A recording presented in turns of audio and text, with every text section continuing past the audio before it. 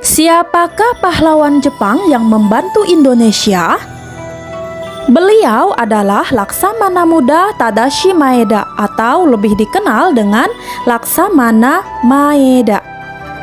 Laksamana Maeda adalah tokoh Jepang yang mengizinkan rumahnya digunakan sebagai tempat perumusan teks proklamasi kemerdekaan Indonesia.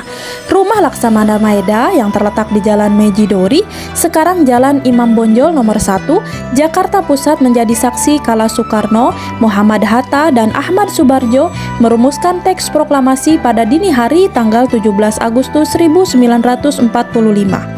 Siapakah sosok Laksamana Maeda dan mengapa rumahnya dijadikan tempat perumusan teks proklamasi kemerdekaan Indonesia?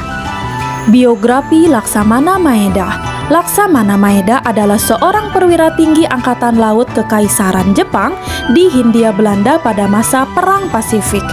Perwira tinggi bernama lengkap Laksamana Muda Tadashi Maeda itu lahir di Kagoshima, Jepang pada 3 Maret 1898. Laksamana Maeda berasal dari keluarga keturunan kelas samurai dan ayahnya adalah seorang kepala sekolah di Kajiki.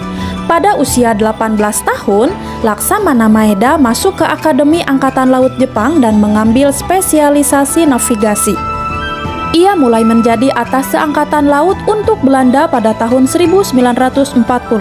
Setelah itu, pada Oktober 1940, Maeda ditugaskan ke Indonesia untuk menegosiasikan perjanjian dagang dengan pemerintah kolonial, khususnya terkait pembelian minyak untuk Jepang. Selain itu, ia juga ditugaskan membangun jaringan mata-mata di Indonesia. Belum genap 1 tahun berada di Indonesia, Maeda kembali ke Jepang pada pertengahan 1941 untuk bekerja sebagai seksi urusan Eropa. Laksamana Maeda kembali ke Indonesia setelah Jepang menyerbu Hindia Belanda pada tahun 1942. Saat itu, Maeda ditugaskan mengatur operasi-operasi Angkatan Laut Jepang di wilayah Papua. Maeda kemudian ditugaskan ke Batavia atau Jakarta setelah pemerintah kolonial Belanda sepenuhnya jatuh.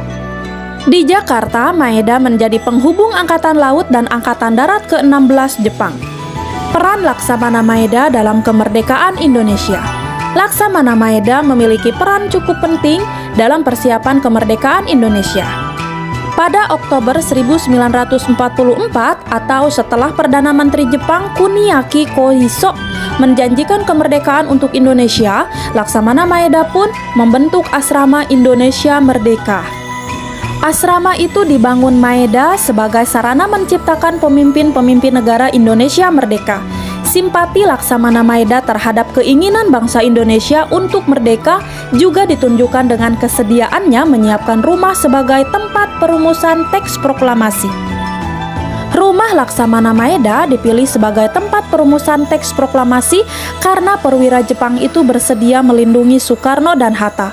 Sebagai kepala perwakilan Angkatan Laut Kekaisaran Jepang, Laksamana Maeda memiliki imunitas terhadap Angkatan Perang Jepang.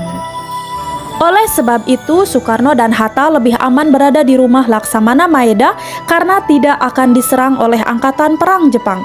Berkat perlindungan Laksamana Maeda di rumahnya, perumusan teks proklamasi Indonesia pun dapat berjalan lancar.